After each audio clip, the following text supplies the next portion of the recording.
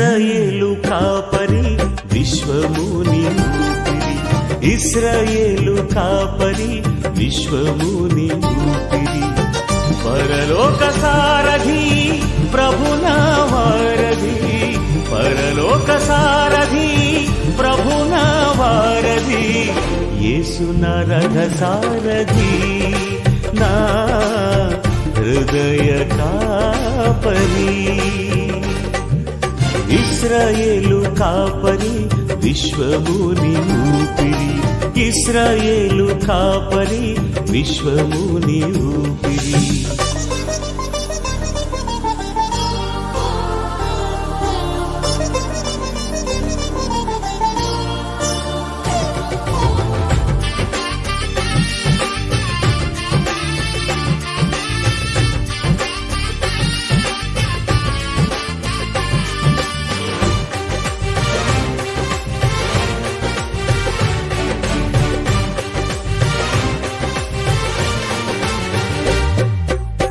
బబులోను బానిస బంధాలు తెంచి బాధలు లేని బ్రతుకునియా,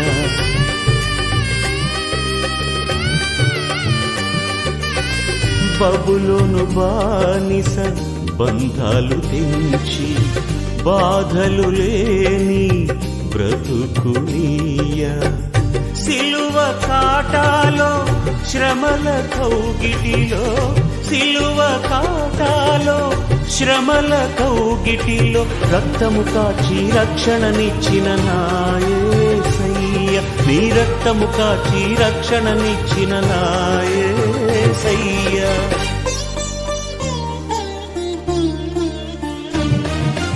ఇశ్రాయేలు కాపరి విశ్వముని ఊపిరి, ఇశ్రాయేలు కాపరి విశ్వ.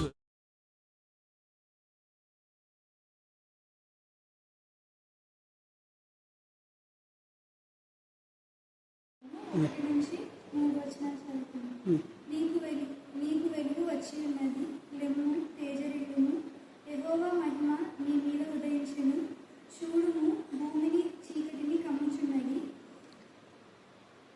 కటిక చీకటి జనులను కమ్ముచున్నది, యెహోవా నీ మీద ఉదయించుచున్నాడు, ఆయన మహిమ నీ మీద కనబడుచున్నది, జనములు నీ వెలుగునకు వచ్చెదరు, రాజులు నీ ఉదయకాంతిని వచ్చెదరు. చాలు. దేవుడి వాక్య భాగం దీవించి ఆశీర్వదించుగాక. ఆమేన్, ఆమేన్.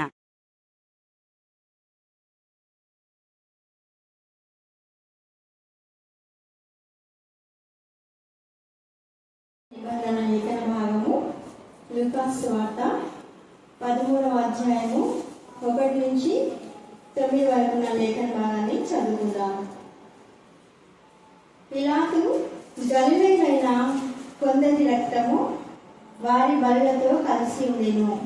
ఆ కాలమున అక్కడనున్న కొందరు ఆ సంగతి యేసుతో చెప్పగా ఆయన వారితో ఇట్లనెను, ఈ గలిలయులు అట్టి హింసలు పొందినందున వారు గలిలయులందరికంటే పాపులని మీరు తలంచుచున్నారా? కారని మీతో చెప్పుచున్నాను. మీరు మారు మనసు పొందని ఎడల మీరందరూ అలాగే నశింతురు. మరియు సిలోయములోని గోపురం పడి చచ్చిన ఆ 18 మంది యెరూషలేములో కాపురమున్న వారందరి కంటే అపరాధులని తలంచుచున్నారా? కారని మీతో చెప్పుచున్నాను. మీరు మారు మనసు పొందని ఎడల మీరందరూ అలాగే నశింతురు. మరియు ఆయన వారితో ఈ ఉపమానం చెప్పెను, ఒక మనిషి ద్రాక్ష తోటలో అంజూరపు చెట్టు ఒకటి నాటబడి ఉండెను.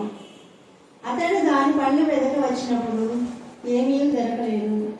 గనుక అతడు, ఇదిగో 3 ఏళ్ల నుండి నేను ఈ అంజూరపు చెట్టున పళ్ళు వెదక వచ్చున్నాను, కానీ ఏమీ దొరకలేదు.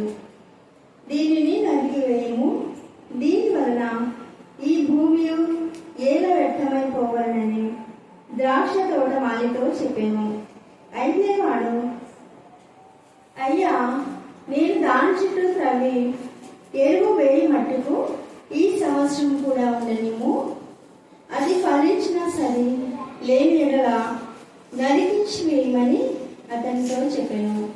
దేవుడి యొక్క పరిశుద్ధ లేఖనములను మనం ఇంట్లో దీవించి ఆశీర్వదించుగాక. 1వ అధ్యాయం 10 నుంచి 15 వచనాలు చదువుతాను. దేవుడు ఆరిన నేలకు భూమి అని పేరు పెట్టెను, జలరాశికి ఆయన సముద్రం అని పేరు పెట్టెను. అది మంచిదని దేవుడు చూచెను. దేవుడు గడ్డిని విత్తనములిచ్చు చెట్లను భూమి మీద తమ తమ జాతి ప్రకారము తమలో విత్తనములు గల ఫలమిచ్చు ఫలవృక్షములను భూమి ములిపించును గాక అని పలుకగా ఆ ప్రకారమైన భూమి గడ్డిని తమ తమ జాతి ప్రకారం విత్తనములిచ్చు చెట్లను తమ తమ జాతి ప్రకారం తమలో విత్తనములు గల ఫలవృక్షములను మొలిపింపగా అది మంచిదని దేవుడు చూచెను. అస్తమయమును ఉదయమును కలుగగా 3వ దినమాయెను. దేవుడు పగటిని రాత్రిని వేరుపరిచినట్లు ఆకాశ విశాలమందు జ్యోతులు కలుగును గాకనియు అవి సూచనలు కాలములను దిన సంవత్సరములను సూచించుటకై ఉండును గాకనియు దేవుడు పగటిని రాత్రిని వేరుపరచునట్లు ఆకాశ విశాలమందు జ్యోతులు కలుగును గాకనియు అవి సూచనలు కాలములను దిన సంవత్సరములను సూచించుటకై ఉండును గాకనియు భూమి మీద వెలుగిచ్చుటకు అవి ఆకాశ విశాలమందు జ్యోతులై ఉండును గాకనియు పలికెను. ఆ ప్రకారం ఆయన దేవుడు. 2వ నది పేరు గిహోను, అది కూషు దేశం అంతటి చుట్టూ పారుచున్నది.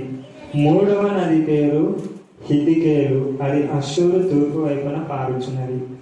4వ నది యూఫ్రటీసు. మరియు దేవుడైన యెహోవా నరుని తీసుకొని ఏదైనా తోటను సేద్యపరచుటకును దాని కాచుటకును దానిలో ఉంచెను. నాశనపుత్రుడు నశింప చేసిందే మీరు, నశింప చేయడానికి పుట్టింది నాశనపుత్రుడు మీ ద్వారానే పుట్టాడు ప్రభు. అందుకు మేము స్తుతిస్తున్నాం. ప్రతి బిడ్డ జ్ఞానంతో ప్రవర్తించడానికి మీ కృపాసాన్ని దయచమని ప్రార్థిస్తున్నాం.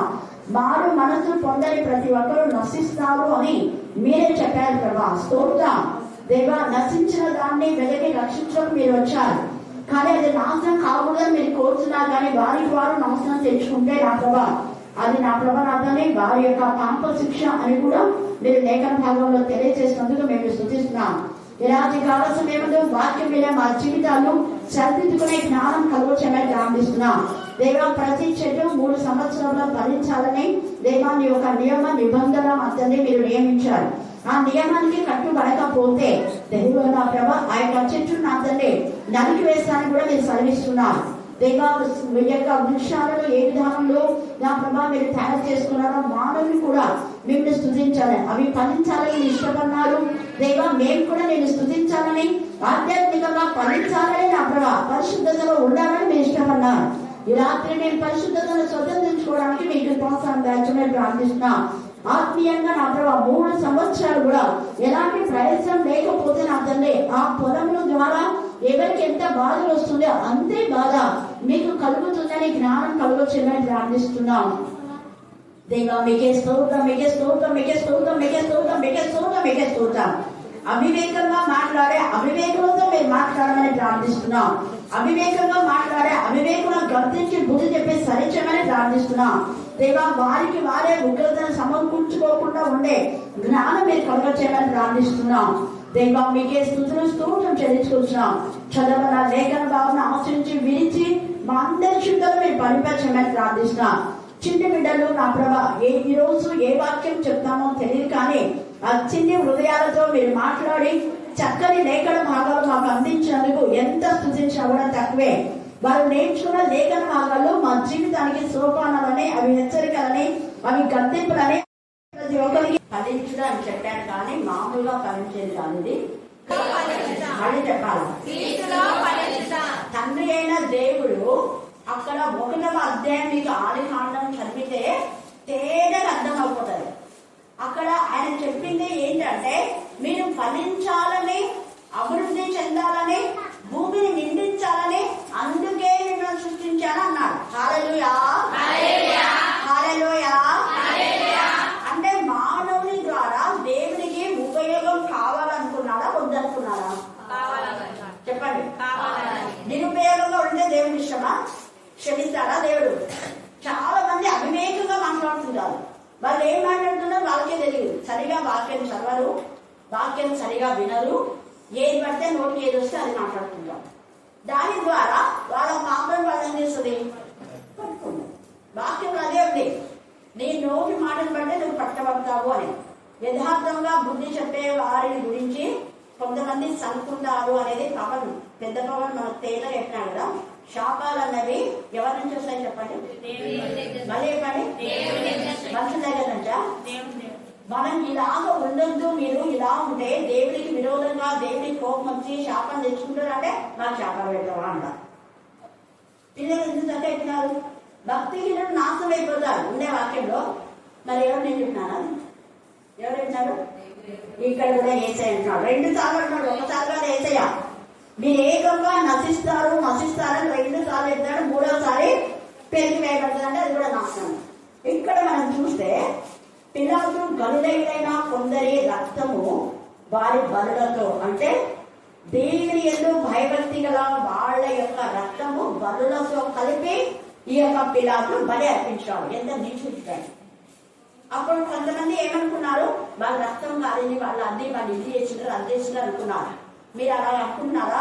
వాళ్ళు పాపం చేశారనుకున్నారా? కానీ మీకు మారు మనసు లేదు. వాళ్ళు కనీసం మారు మనసులో ఉంది, కానీ మీకు మారు మనసు లేకుండా మళ్ళీ మీరు రెచ్చిపోతున్నారా? మీ బ్రతుకులే మార్పు లేకుండా వాళ్ళ గురించి మీరు పెద్ద పాపులని అనుకుంటున్నారా? కానీ మీరే అలాగ అనుకుంటున్నా, మీరే పాపులు. ఎందుకంటే మీరు మారు మనసు పొంది దేవుడికి ఇష్టంగా లేకపోతే మీరు కూడా ఎలాగంట అలాగే మరి చెప్పండి, అందరు చెప్పండి, అలాగే నశించురు. ఎవరైతే దేవుళ్ళ లేరో వాళ్ళ కోసం దేవుడు మాట్లాడుతున్నాం. క్రీస్తులో ఫలించకపోతే, అందుకే క్రీస్తులో మనం ఫలించే వారుగా ఉన్నారు. మన కళలు మంచిగా దేవుడికి ఇష్టమైన కళలుగా ఉండాలి. గలతీ 5:22 ఉన్నామా? 19లో ఉన్నామా? ప్రకటన 21:8 ఉన్నామా? లేదా దేవుడికి మహిమకరంగా ఎఫెసీ 5:1-3 ఉన్నామా? 5:12 నిష్ఫలమైన అంధకార క్రియలో పాలివారై ఉన్నప్పుడు అనండి. మత్తయి సువార్త 17:17 ఉంది, మీ నోట బూతులైన చలచౌక్తులైన చెడు మాట ఏమి కూడా రాకూడదు. తేటగా ఇవన్నీ ఉన్నాయి, ఇంకా చాలా ఉన్నాయి, కొన్ని మాత్రం మీద మాట్లాడుతున్నాం. ఈ కోపంలో ఉంటే వాళ్ళు ఫలించే వాళ్ళు కాదు. మంచి ఫలములు ఫలించే వాళ్ళు దేవుని యందు భయభక్తి కలిగే వాళ్ళుగా ఉంటారు. వాళ్ళ క్యారెక్టర్ యథార్థంగా ఉంటారు. అందుకే కీర్తన 112:1 చదవండి. కీర్తన ఫలించిన వారి యొక్క బ్లెస్సింగ్స్. ఇక్కడ ఫలించకపోతే మారు మనసు పొందితే ఖచ్చితంగా ఫలిస్తారు, మారు మనసు పొందకపోతే నశిస్తారు. మరి మారు మనసు ఉందా, మారు మనసు లేదా? మనం ఫలిస్తున్నామా, ఫలించలేదా? మనకు మనమే ఆత్మదర్శనం చేసుకోవాలి. యెహోవాను స్తుతించుడి, యెహోవా యందు భయభక్తులు గలవాడు, అదే యెహోవా యందు భయభక్తులు గలవాడు ఆయన ఆజ్ఞలను బట్టి అధికముగా ఆనందించువాడు ధన్యుడు. అదే అధికముగా ఆనందించువాడు ధన్యుడు అంట. యథార్థవంతుల వంశవారు ఏమిస్తారు? అది ఇక్కడ వాక్యం ఉంది. నేను కాదు చెప్పేది. యథార్థమైన వంశం వాళ్ళు ఎవరు అంటే మాట ఇచ్చి మాటకు కట్టుబడేవాళ్ళు, రోషం గల దేవుడి బిడ్డలుగా ఉంటారు. అంతేగాని మేము బాగా ఏంటి ప్రార్థన చేస్తే దేవుడు వింటాడు అంటే అది అపోహ. ఏంటి ప్రార్థన చేస్తే దేవుడు వింటాడు? ఎప్పుడు మారు మనసు పొంది యథార్థంగా ఉండి ఇతరులకు హాని చేయకుండా, ఇతరులకు ఏదన్నా చేస్తామంటే చేయాలి. దేవుడికి చేసుకున్న మొక్కుబడి ప్రకారమే మనం చెల్లించాలి. నేను ప్రతి శుక్రవారం వస్తానని అనుకున్న వాళ్ళు చాలా మంది ఉన్నారు. మరి రాకపోతే దేవుడికి ఇచ్చినటువంటి మాట తప్పినట్టే. మాట తప్పిన వాళ్ళని దేవుడికి క్షమించాడు అని వాక్యంలో. నువ్వు మొక్కుకోకపోయినా పర్వాలా, మొక్కుకొని చేయకపోతే ఏంటది చెప్పండి మీరే? శాపం అనేది శ్రమ. ఇంకా శాపం ద్వారానే శ్రమలు వస్తాయి. కాబట్టి మనం ఏదైతే చాలా మంది వాళ్ళకి మేము జరిగితేనే నేను ఇప్పటి నుంచి శుక్రవారం వస్తా, ఇదంతా చూస్తాను అని గతంలో అన్నారు కొంతమంది. అని ఇప్పుడు మళ్ళీ మాకు ఈ శ్రమ వచ్చింది, ఆ శ్రమ వచ్చింది అంటే ఎందుకు వస్తుంది శ్రమ? మనం ఒప్పుకున్నట్టు చేయకపోతే, దేవుడికి మహిమకరంగా మనం జీవించకపోతేనే ఊరికే రావు శ్రమలు. ఇక్కడ కూడా అదే అంటున్నాడు. వాళ్ళకి ఎందుకు అలాగ వచ్చింది అని మీరు పెద్ద వినవింటున్నారా? మీరైనా మారు మనసు పొందారు, మీకు కూడా అలాగే నశిస్తారు. ఎప్పుడు మీకు ఉగ్రత వస్తుందో మీకు తెలియదు. 2 మాట చెప్తున్నాను. తర్వాత ఇంకా కొంత గోపురం కింద పడి చనిపోయినటువంటి మంది వాళ్ళు మీకంటే చెడ్డవాళ్ళని మీరు అనుకున్నారు, కానీ వాళ్ళకంటే మీరే చెడ్డవాడు. ఇక్కడ యేసయ్య యొక్క కామెంట్ అదే.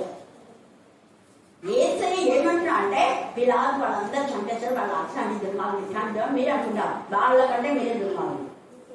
నీకు మార్పే లేదు. కనీసం వాళ్ళని చంపేశారన్న మార్పు వచ్చిందా? కనీసం బ్రదర్ ప్రవీణ్ చంపబడ్డాడు, దేవుడు రాకడ సమీపంగా ఉంది అని మార్పు వచ్చిందా? ఊరికే ఏడ్చారన్నమాట. ఏం ప్రయత్నం ఉత్తయ్యేడు కాదు కావాల్సింది, మారు మనసు విషయమైన కన్ను, మార్పు పొందిన జీవిత. అక్కడ రెండవ విధంగా మార్పు అంటే ఏంటి? మార్పు పొందిన వ్యక్తి ఖచ్చితంగా తప్పు చేసే మనం గర్దిస్తారు, అదే మార్పు ఉంటుంది. మనం గర్దిస్తున్నామా? తప్పు ఎంతమంది తప్పు చేస్తున్నారు మన ఇంటి పక్కల, ఇంటి ముందు, ఇంటిలో అనేక మంది చూస్తున్నట్టు వెళ్ళిపోతున్నారు. గర్దింపు లేవు. మారు మనసు అంటేనే గర్దించాలి, మారు మనసు అంటేనే హెచ్చరించాలి. క్రీస్తు యేసులో కలిగిన మనసు మీలో కలిగి ఉంటాడు అంటే ఒకరిని దోచుకొని దాచుకోమని కాదు. నిజంగా క్రీస్తు యేసులాగా నువ్వు ఇచ్చేవాడిగా ఇచ్చేదానిగా ఉన్నావా? దోచుకునే వాళ్ళగా మనం ఉన్నామా? ఇతరుల యొక్క సమయాన్ని, ఇతరులు వాక్యం చెప్పకుండా నేనే వాక్యం చెప్పాలి, నేనే ప్రార్థన చేయాలి, ఫస్ట్ వీక్ నేనే చెప్పాలి అనేది దౌర్జన్యం. ఎక్కడ వాక్యంలో లేదు, వాక్యంలో ఎక్కడ లేదు. లేని అబద్ధ బోధన మనం చేయకూడదు. చేయడం ద్వారా మన క్రీస్తు యేసులో కలిగిన మనసు మీరు కలిగి ఉండి అని బోధ చేస్తే ఆ బోధ కాదు, అబద్ధ బోధ అంటారు దాన్ని. క్రీస్తు యేసులో కలిగిన మనసు మనకుంటే అందరము ప్రకటించాలి అంటారు. యేసయ్య అందరూ ప్రకటించాలి, అందరూ అంతనా. యేసయ్య సమాజ మందిరంగా కట్టుబడ్డ, పౌరు సమాజ మందిరంలో లేడు. 17-18 అపోస్తుల కార్యం చదవండి. అక్కడ సమాజ మందిరంలో వాడు బాధపడి ఏమేమంటే వెంటనే పాదంలో దులిపివేసి మీ పాపంలోకి మీరే ఉత్తరవాదులు, నేను ఇక్కడి నుంచి అన్ని జనుల దగ్గరికి పోతున్నానని వెళ్ళిపోతాను అని తూరము అనే పాఠశాలలో 2.5 సంవత్సరంలో అక్కడ బోధ చేశాడు. పగలంతా అక్కడ పాఠశాల జరుగుతుంది. అప్పట్లో పాఠశాలలు అదే 7:30-8 నుంచి 11 దాకా లేదా 11:30, ఇంకా ఆ తర్వాత ఉండదు. అప్పుడు చాలా మంది స్కూల్స్ అలాగే ఉండేవి. మేము చిన్నగా ఉన్నాము. మిషనరీస్ ఏర్పాటు చేసిన ఏర్పాటు 2 పూట్ల లేవు అప్పుడు. తర్వాత వాళ్ళ పనులు వాళ్ళు తీసుకొని వాళ్ళు కొంత దేవుడికి సమయం ఇవ్వాలని, వాక్యం చదువుకొని పిల్లలు వాక్యంలో పెంచాలి అని, అందుకనే ఈవినింగ్ లో దేవుని సన్నిధిలో ఉండాలి అనేది వాళ్ళ యొక్క ఉద్దేశం. దైవికంగా మనం పెరగాలి అనేది వాళ్ళు అలాగా లీటర్ బస్ ఎక్కువ ఇచ్చేవాళ్ళు. హల్లెలూయా, హల్లెలూయా. ఒక పాస్టరే కాదు, అప్పుడు పాస్టర్లు ఉన్నారు, టీచర్లు ఉన్నారు, ఉపాధ్యాయులు 2 ఉంటారు. ఒక్కొక్క ఊరికి 2 వేశారు. ఆ 2 కూడా చెప్పాలి. టీచర్ చెప్పాలి, టీచర్నే చెప్పాలి, పాస్టర్ చెప్పాలి, పాస్టర్నే చెప్పాలి. వాళ్ళకు కొన్ని విధానంలో వాళ్ళకు నేర్పించారు. ఆదివారం రోజు కంపల్సరీగా పాస్టర్ చెప్పారు. ఆదివారం రాత్రి పాస్టర్లు తీసుకుంటారు. పాస్టర్లు లేని సంఘాల్లో ఉపాధ్యాయులు తీసుకుంటారు. ఉపాధ్యాయులు కానీ ఉపాధ్యాయురాలు కానీ అలాగనే వాళ్ళ తర్వాత ఇంకా ఈ యొక్క పాస్టర్మ వేరే హౌస్ విజిటింగ్ వెళ్ళినప్పుడు ఉపాధ్యాయురాలే తీసుకుంటారు. స్త్రీల కూటమైనా సండే స్కూల్ కంపల్సరీగా వీళ్ళే తీసుకోవాల్సిందే. ఏబిఎన్ స్కూల్ ఉపాధ్యాయులే సండే స్కూల్ మెయింటైన్ చేయాలి. హల్లెలూయా, హల్లెలూయా. పురాతనమైనవి ఏమున్నాయో అవి చెప్పి తెలుసుకొని అలాగా ప్రవర్తించండి అని అంటాం మనం. మరి పురాతనమైనవి ఎలా ఉన్నాయో తెలుసుకొని అలాగే మనం ప్రవర్తిస్తున్నామా? పురాతనమైన మిషనరీస్ మనకి ఏం బోధించాలి అలా ఉంటున్నామా? మనం ప్రవర్తిస్తున్నామా? మనము, మన సంఘాలు, మన ప్రాంతాలు మన ఇష్టానుసారంగా ఒక్కొక్క తలకాయకు ఒక్కొక్క ఆలోచన వస్తే వాటిని అన్నింటినీ పెట్టి సంఘాలను పాటు చేసేస్తున్నారు. ఇక్కడ ఏసై చెప్తున్నాడు, మారు మనస్సు. ఏసై కలిగిన మనస్సు అందరూ అంతటా దిగంతాలకు ప్రకటించాలి. ప్రతి ఇంటింటా 2 నిమిషం, ఇంటింటా వాక్యం చెప్పు, ఇంటింటా బుద్ధి చెప్పు, ఇంటింటికి గర్దించు. అది ఏసై బోధంతా అదే. పౌలు కూడా అదే చేశాడు. ఇంటింటా పౌలు వాక్యం అదే, పేదల వాక్యం అదే, ప్రతి ఒక్క శిష్యుల వాక్యాలన్నీ అదే. హల్లెలూయా, హల్లెలూయా. మారు మనసు కోసమే వాళ్ళని హెచ్చరిక చేస్తూ వచ్చారు. నుంచి 9 దాకా చదివితే కూడా అక్కడ ఒక చెట్టు ఉందంట. చూడండి, ఆ పొలంలో ఎన్నో చెట్లు ఉన్నాయి, కానీ ఒకే ఒక చెట్టు ఫలించకపోతే ఉంచొచ్చు కదా, ఎన్ని చెట్లు ఫలిస్తున్నాయి. ఇంకా ఒక చెట్టు ఫలిస్తే లేకపోతే ఏమి అనుకున్నాడా యజమానుడు? అనుకున్నాడా చెప్పండి? అనుకోలేదు. ఇంకా నీకు కూడా పంటలో కొంత నష్టం వస్తాయి, కోత పోయింది అని అనుకుంటావా? అనుకో కదా.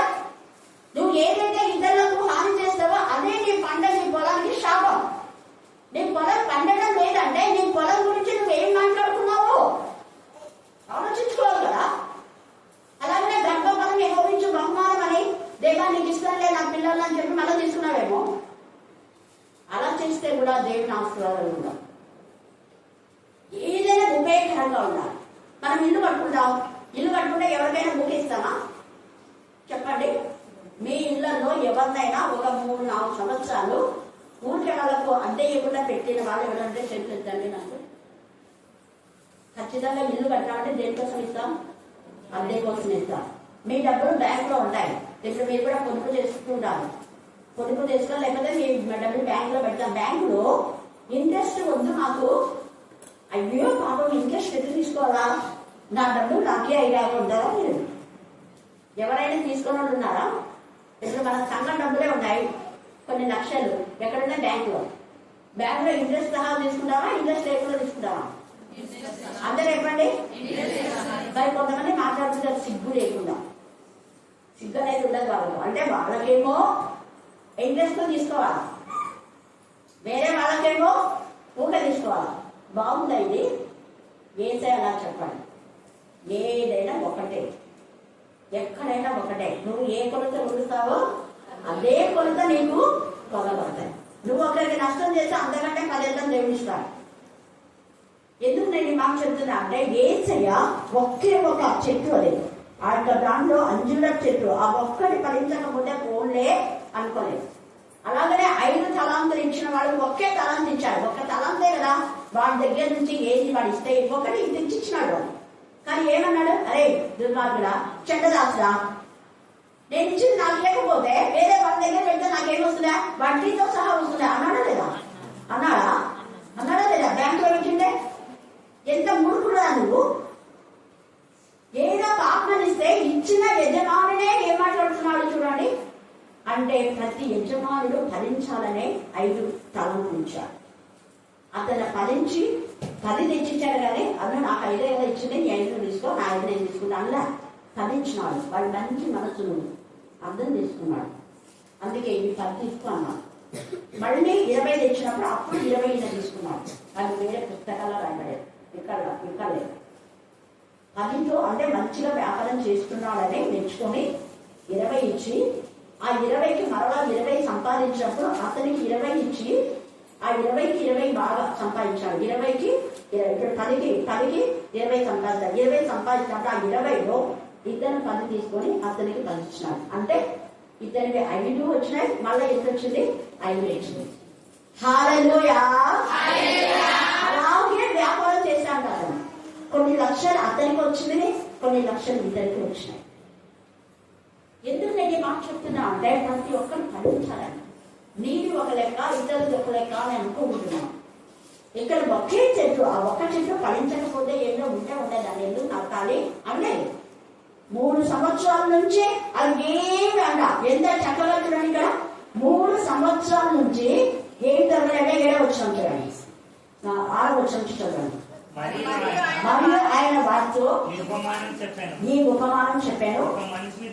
ఒక మనిషిని ద్రాక్ష తోటలో, అది తోట ద్రాక్ష తోట, ద్రాక్ష పండ్లకి మంచి ఆదాయం వస్తుంది. దాని వైపు చూడలేదు. ఒక్కటి అంజూరం చెట్టు ఉందంట. పండ్లు వెదక వచ్చినప్పుడు ఏమి కొంచెం దొరకదా? ఏమి అంటున్నాడు? కనీసం ఒక 5 పండ్లు ఉన్నప్పుడు సంతోషపడేవాడేమో, కానీ ఇక్కడ ఏమీ దొరకలేదు అంటున్నాడు.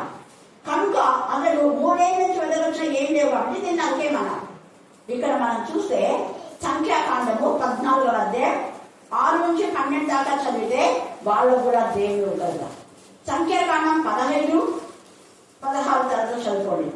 సంఖ్యాకాండం 14, 34, 47, 50 వచనాలు కూడా చూస్తే వాళ్ళకి ఇచ్చిన దాంట్లో ఫలించకుండా వేరే వాళ్ళ ఫలితాలలో నాకు కావాలి అన్నందుకు కోరహు, అభిరాము, జాతం వాళ్ళతో పాటు 4,000 ఎంతమంది అక్కడ చచ్చిపోయారు. 50 వచ్చిన 49 వచ్చిన 15 చేసింది ముగ్గురే కాదు. ఆ ముగ్గురు అవివేకానికి ఎవరెవరైతే 200 మంది ముందు అక్కడనే భూమి నెల నుంచి చంపారు. భూమి నెరల నుంచి చనిపోతే మోషేను వీళ్ళందరూ చంపేవా వాళ్ళందరూ చంపడానికి నువ్వే కాబట్టి మోషన్ తిట్టిపోతారు. ఎవరెవరైతే మోసం తిట్టారో దేవుడు ఉగ్రత వారికి వచ్చి 4,000కు పైగా. చదవండి 49 వచ్చిన 15వ అధ్యాయము. కోరాహు తిరుగుబాటున చనిపోయిన వాడు కాక 14,000 మంది 14,000 క్షమించండి, నేను 4,000 14,700 మంది ఆ తెగులు చేత. ఎందుకంటే ఈ 14,700 మంది చనిపోయినారు మోసం మీద. అయ్యో పాపం కోలం చంపా, అయ్యో పాపం అబ్రాహం చంపా, అయ్యో పాపం 200 మంది చనిపోయి వాళ్ళు చేసిన తప్పు వీళ్ళు చెప్పకుండా మోసే పైన తిరగమన్నారు. మోసే అన్నాడు, దేవా నేను నిజంగా నీ చేత నేను నమ్మబడి ఉంటే, నేను నిజంగా యథార్థంగా ఉంటే వీళ్లకు రుజువుపరచు దేవా అన్నాడు. వెంటనే ఆ మాట ముగించిన వెంటనే భూమి నెరలు విడిచింది. అలా వాళ్ళు చనిపోయినారని భయపడి మారు మనసు పొంది దేవుడికి భయపడాలి. మారు మనసు లేదు. మారు మనసు లేనందున వీళ్ళకంతా నశించిన వాళ్ళు. మారు మనసు పొందకపోతే అలాగే నశించినారు వీళ్ళు. 14,700 మంది. ఎంత బాధాకరమైన విషయం. మోషే అర్థం చేసుకోలేదు. మోషే మంచి చెప్పాడు, మీరు దేవుడి మందిరంలో ఇలాగా చేయకూడదు, దేవుడి మందిరంలో మీరు చేయడం చాలా తప్పు. ఈ పని ఇది పరిశుద్ధమైన మందిరం, ఒక నియమ నిబంధన, ఒక క్రమం ఉంది మందిరానికి. క్రమాన్ని మీరు బ్రేక్ చేస్తున్నారు, మీరు అక్రమమైన విధానంలో చేస్తున్నారు. అప్పట్లో శిక్ష వచ్చింది, ఇప్పట్లో రాలేదని వినగలుగుతుంటారు. కానీ ఎప్పటికైనా వస్తుంది. ఇప్పటికి రాకపోయినా ఎప్పటికైనా వస్తుంది. దేవుని మందిరం అంటే దర్శించు అగ్ని, అశనాశికాలు, పురాతనమైన వాటి ఏమున్నాయని తెలుసుకొని అందులో ప్రవేశించుడే వాక్యం విందాం, వాక్యం చెప్తాం. మరి పురాతనమైన వాటిని మనం అనుసరిస్తున్నామా? పితరులు వేసిన పునాది రాజ్యం తీసుకెళ్తుంటే తీసేస్తున్నామా? పూర్వీకులు మన మిషనరీస్ ఏం నిర్ణయించినారు ఆ ప్రకారం మనం ప్రవర్తిస్తున్నామా? దేవుడు అడుగుతాం. అందుకని ఇక్కడ అంటున్నాడు, మీరు మారు మనసు పొంది మొదటి విధానంలో మీరు లేకపోతే ఏకంగా నశిస్తారు. తర్వాత ఆది కాండంలో కూడా దేవుడు ఏం చేశాడంటే ఇందాక 1వ అధ్యాయం ఫలించమని చెప్పాడు. అక్కడ 1వ అధ్యాయంలో మీరు తర్వాత చదువుకోండి. తర్వాత 2వ అధ్యాయంలో వీళ్ళు బహుగా ఫలించాలని తండ్రి అనే దేవుడు అప్పటికి ప్రపంచంలో ఈ భూమండలంలో నీరు అనేది లేదు. ఏదేని తోటలో ఉంది.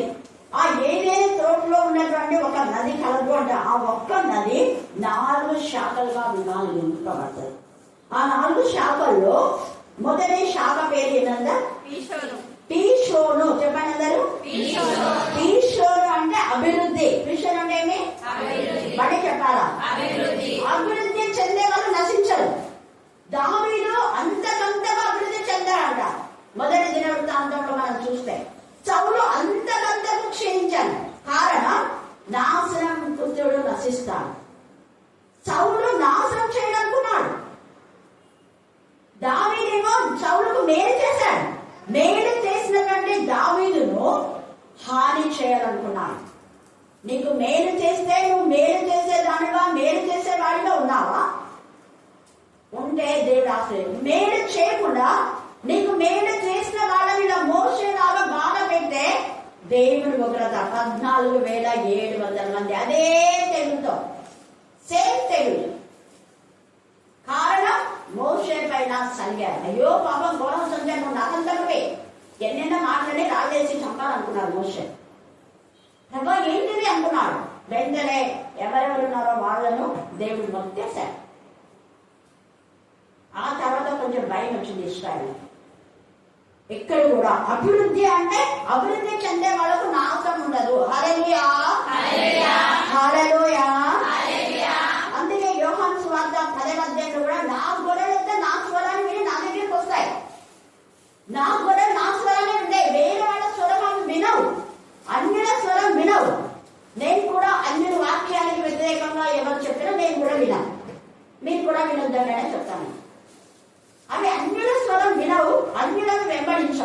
నా గొర్రెలు నా స్వరాన్నే వింటాయి. మరి మనం ఎవరి గొర్రెలము? నా గొర్రెలు అభివృద్ధి చెందుతాయి. నా గొర్రెలు దేవుడు కాపాడుతారు. నా గొర్రెలు నా చేతిలో నా దగ్గర ఉంటాయి. ఇదిగో చూడండి, నా అరచేతుల్లోనే నా పిల్లలు నేను చెప్పుకొని ఉన్నాను. ఒక ఆమె కరుణాపీఠంలో ఉన్న వాళ్ళంతా బాగా ఉన్నారట, ఉన్నారు. వాళ్ళంతా ఆశ్రదించబడ్డారా? అవును, ఆశ్రదించబడ్డారా? మీరంతా ఆశ్రదించబడ్డా లేదా? ఎస్ సార్ నో చేయలేదండి. నేను ధైర్యంగా చెప్పిన, కరుణాపీఠంలో కొంతమంది అప్పు తీసి మీలాగా అప్పు ఎగ్గొట్లా అన్నా, ఇట్లనే అన్నా. తీసుకున్నారు, ఇస్తామన్నప్పుడు ఇచ్చారు. వాళ్ళు ఇచ్చారు కానీ ఎగ్గొట్టలేదే. అలాగే మీలాగానే అది ఇదనే మాట్లాడలేదు. వాళ్ళు సాక్ష్యం ఇచ్చినారు, మా అవసరతలో దేవుడు మాకు ఇచ్చాడని, అలాగనే దేవుడు మాకు మంచి జీవితం ఇచ్చాడు అని సాక్ష్యం ఇచ్చినారు. మీరు మేలు పొందుకొని విశ్వాసఘాతులై కక్కిన బాంతిని తిరిగిన కుక్కతో సమానంగా. నేను ఇట్లనే మాట్లాడతా, వాక్యంలో ఉంది కాబట్టి. విశ్వాసం లేని కుక్కలాగా మనం ఉండకూడదు. అభివృద్ధి అంటే ఇది. ఎంత చక్కగా అభివృద్ధి చెందాలని అక్కడ పీషోలు, అది హవీలా దేశం అందరి చుట్టూ పాల్గొనే హవీలా దేశం ఇప్పటికి చాలా బెస్ట్. అక్కడ ఏమంటున్నాడు? బంగారాన్ని విధించున్నాడు. హవీలా దేశంలో చాలా తక్కువ బంగారం. అక్కడికి వెళ్ళిన వాళ్ళు కొంతమంది నాకు కాల్ చేసి అన్నారు, ఏం ఇదిలే ఇక్కడే తీసుకుంటా నేను అన్నా. హల్లెలూయా హల్లెలూయా అని నేను అన్న ఒక మాట. ఇక్కడ బంగారమైనా ఏ బంగారమైనా భూమిలో చాలా వచ్చేది. ఇది దేవుని సృష్టించిందే, అది దేవుని సృష్టించిందే. కాకపోతే అక్కడ ఉంది అన్నాడు దేవుడు, అంతే. ఉంది కాబట్టి మనం అక్కడి నుంచి తెచ్చిందే అని చెప్పడానికి లేదు. ఏదైనా స్వచ్ఛమే ఎక్కడున్నా ఉండాలి. అందుకే ఇక్కడ చూడండి ఎంత చక్కగా మీరు వ్యవహారం చూడ 10 దాకా చదవండి. తర్వాత కీర్తన 23లో యెహోవా నా కాపరి ఏమి తక్కువనే ఉండదు. అసలు దివారాత్రం దాన్ని ధ్యానించేవాడు ధన్యుడు. కీర్తన 1లో దుష్టుడు ఆలోచన చెప్పడం నడవకుండా నిలవకుండా, మరి కాపుర మార్గంలో పయనించకుండా ఉండే, కూర్చోకుండా నిలవకుండా పయనించదు. ఈ 3 చేస్తే నువ్వు ఆశీర్వాదమే. ధర్మశాస్త్రం దివారాత్రం ధ్యానించేవాడు. మరి దివారాత్రం ధ్యానించకుండా పర్వాలా, రోజు ఒక అర్ధగంట వాక్యం వినుకోండి అమ్మలారా అయ్యగారా అంటే అది కూడా ధన్యత. ఇంకా అది కూడా లేదంటే ఇది కూడా ఒక్క పండైనా లేదు. తర్వాత మనం చూస్తే 2వ నది చెప్పారు గీహోను అంటే వెలుగు. గీహోను అంటే భయంకరమైన చీకటి గల ప్రాంతంలో దేవుడు కుటుంబం చేశారు. గీహోను చాలా చీకటి జీవితాల్లో ఉండే వాళ్ళు ఉన్నారు, కానీ యేసయ్య వాక్యం అక్కడ ప్రకటించబడుతుంది. వెలుగు. గీహోను అంటే వెలుగు. అందుకనే వెలుగు మయమైన విధానంలో దేవుడి బిడ్డలు ఉండాలి. అక్కడ అంటే ఎంత చక్కగా అక్కడ గోళములు గోమేధికములు దొరుకును అనే మాట ఇక్కడ కూడా ఉంది. అంటే ఆ దేశము బంగారం శ్రేష్టమైనది. అక్కడ గోళములు గోమేధికము, ఆ గోళము ఆ బంగారం 2 అక్కడి నుంచి ఏసే తెచ్చిచ్చిందే. హల్లెలూయా హల్లెలూయా. తర్వాత 2వ నది పేరు ఇక్కడ గీహోను అన్నారు. అది కూషు దేశం అంతటి చుట్టూ పాల్గొన్నారు. కూషు దేశం యొక్క స్త్రీలు నల్లగా ఉంటారు. కూషు దేశం యొక్క ఆ ప్రాంతం అంతా కూడా చాలా భయంకరంగా. అక్కడ దేవుడు తన కృపను కుటుంబింపజేసి కూషు దేశపు స్త్రీలను ఈ యొక్క మరి పెళ్లి చేసుకున్నాడు. మోషే కానివ్వండి, తర్వాత దావీదు యొక్క తండ్రి కూడా కుటుంబం వింటారు, మనం తెలిసిన వాళ్ళు. హల్లెలూయా హల్లెలూయా. తర్వాత 3వ నది పేరు ఏం పేరు? హిద్దెకేలు. హిద్దెకేలు అంటే అది త్వరగా ఫలించుట, త్వరగా ఎదుగుట, త్వరగా గదిలో దేవుని ఆశీర్వాదాలు వస్తాయి. త్వరగా ప్రవాహం వచ్చిందంటే తొందరగా నిలిపోతాయి. మన కూడా పోర్చుకు వచ్చింది అనుకో, ఏమైపోతుంది? ట్యాంక్ 2 నిమిషాలు నిండు. నిదానంగా వస్తాయి ఎద్దడుకో. అలాగే నిదానంగా బ్లెస్సింగ్స్ దేవుడి బ్లెస్సింగ్స్ త్వరగా వస్తాయి. మార్పు పొందిన వాడని చూద్దాం. మారు మనసు పొందిన ఆ 2వ గుండా త్వరగా వాక్యం ప్రకటించాలి. ఇమ్మీడియట్ గా ఎప్పుడైతే హృదయం మారిందో వెంటనే పక్కన వారికి గర్దించి గుర్తు చెప్పి, ఏసియా నీ రాజ్యమే నాకు కాదు, ఇంకేముంది. మొదలు ఆయన రాజ్యం ఆయన నీతిని పెట్టుకుంది, అప్పుడు అన్ని నీకు దేవుడు ఇస్తాడు, ఫలించాడు అక్కడ. 2వ గంగా ఆత్మీయమైన ఫలములు ఏసే ఇష్టమైనది. ఏమైనా దాహం అన్నాడు. ఆ దాహం నిజంగా తీర్చమన్న విధానంలోనే నిజంగా ఈ యొక్క 2వ గంగా దేవునికి మహిమకరం. ఇంకా అనేక మంది మారారు తర్వాత. నాకు దాహమైందని యేసయ్య ఎప్పుడు చెప్పాడో అప్పుడు సైన్యాధిపతి మారారు, చాలా మంది మారారు. రెండవ దొంగ మాట్లాడిన తర్వాత యేసయ్య ప్రక్కన బల్లె పోటు పొడిస్తే రక్తము నీరు వస్తే అనేక మంది తమ కిరీటాలు కింద పెట్టేసి మార్పు పొందారు. తర్వాత బరబ్బ గుండె కొట్టుకుంటే అక్కడికి వచ్చాడు. అప్పుడు కూడా భయంకరమైన నరకంతకు మారుతున్నారు, మనమేంది ఇలా చేశామని కరుణ పెట్టిన అనేక మంది పాషాణ హృదయాలు మారినాయి. మరి మన హృదయం మారుతుందా? మారితే నువ్వు అభివృద్ధి చెందుతావు. మారితే చీకటి నీ జీవితంలో వెలుగు బిడగా నువ్వు ఉంటావు. మారితే నువ్వు త్వరగా కలుస్తావు. ఇన్ టైంలో ఎప్పుడు ఉద్యోగం అప్పుడు, ఎప్పుడు పెళ్ళ అప్పుడు, ఎప్పుడు పిల్లలు అప్పుడు పిల్లలు, ఎప్పుడు ఇల్లు కట్టుకోవాలో అప్పుడు ఇల్లు కట్టుకుంటావు. త్వరగా కరుణాపీఠంలో చాలా మంది ఇల్లు కట్టుకోవాలని చెప్పిన వెంటనే 6 నెలలకే ఎప్పుడు ముగిసిందబ్బా ఈమె రోజుమని అన్నారు. ఈ కరుణాపీఠం 6 నెలలు కూడా కాలేదు, జస్ట్ 4 months ఏమో. అందరికి షాక్ అయిపోయింది. హల్లెలూయా, హల్లెలూయా. తర్వాత ఏమన్నాడు చూడండి, 4వ నది యూఫ్రటీస్. ఇది ఫలించుట. యూఫ్రటీస్ అంటే ఫలించుట, ఫలభరిత ఎల్లప్పుడు. అందుకే యూఫ్రటీస్ నది ఎక్కడెక్కడుందో అక్కడంతా సస్యశ్యామలమే. ఈ యొక్క రాత్రి కాల సమయంలో మనం ఫలించే బిడ్డలుగా, దేవునికి ఇష్టమైన బిడ్డలుగా జీవిస్తాం. దేవుడు ఈ లేఖన భాగాన్ని దీవించి ఆశీర్వదించుగాక. ఆమేన్, ఆమేన్, ఆమేన్. చివరి ప్రార్థన మన మధ్యలో ఉన్నటువంటి మాత్రమే మనల్ని ప్రార్థన. నా ప్రభు పగలంతా మా పని పాటలు ఎందుకు కాచి కాపాడిన దేవ, మా ప్రయాణం ఎందుకు కాచి కాపాడిన దేవ, నీకు స్తోత్రాలు చెల్లించు. నీ బిడ్డలమైన మేము నా తల్లి పనులు ముగించుకొని నాయన నీ సన్నిధిలో చేరి పాటల ద్వారా, వాక్యం ద్వారా మమ్మల్ని ఇంతవరకు నడిపించినందుకు స్తోత్రములు చెల్లించుకుంటున్నాం. నాయన నీకే స్తుతి స్తోత్రములు చెల్లించుకుంటున్నామయ్యా. నాయన మరి చెప్పిన వాక్యంలో నాయన విడిచిపెట్టకుండా ప్రతి హృదయంలో నాయన నాటబడలాగా కృపదయ చేయండి. నాయన వాక్యానుసారమైన బ్రతుకు మాకు నిర్దయించేయండి. నీకే స్తోత్రంలో చెల్లించుకుంటాం. ఏ కుటుంబంలో అయితే నాయన మరి వాక్యంలో వినాక నాయన కుటుంబాలలో నాయన నీకు సన్నిధికి వచ్చి నాయన ప్రార్థించే బిడ్డలుగా, వాక్యం వినే బిడ్డలుగా సహాయం దయచేయండి దేవా. నీకే స్తోత్రంలో చెల్లించుకుంటున్నాం నాయన. మరి రేపటి దినమున నాన్న తండ్రి నీ కుమారుడు నాయన రాజేసిన బట్టి, సుజాతను బట్టి నాయన జ్ఞాపకం చేసుకుంటున్నామయ్యా.